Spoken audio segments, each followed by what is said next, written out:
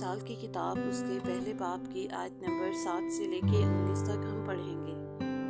नौजवान को नसीहत। खुदावंद का खौफ इल्म का शुरू है, लेकिन अहमक हिकमत और तरबियत की हकारत करते हैं।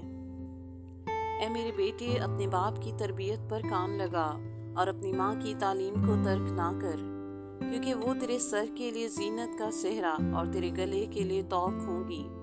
ए मेरे बेटे, अगर गुनहगार तुझे फसलाएं तो रजामंद ना होना।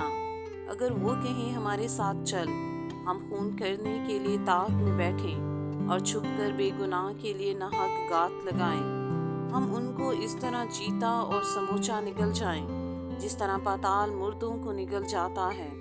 हमको हर किस्म का नफीस माल मिलेगा, हम अपने घरों को लूट से भर लेंगे। तू हमारे साथ मिल जा, हम सबकी एक ही थैली होगी। तो ए मेरे बेटे, तू उनके हमरा ना जाना, उनकी राह से अपना पाँव रोकना, क्योंकि उनके पाँव बदी की तरफ दौड़ते हैं और खून बहाने के लिए जल्दी करते हैं। क्योंकि परिंदा की आंखों के सामने जाल बिछाना अबस है, और ये लोग तो अपना ही खून करने के लिए ताक में बैठते हैं और छुपकर अपनी ही जान की गात लगाते हैं। नफ़ा के लालची की राहें ऐसी ही हैं, ऐसा नफ़ा उसकी जान लेकर ही छोड़ता है।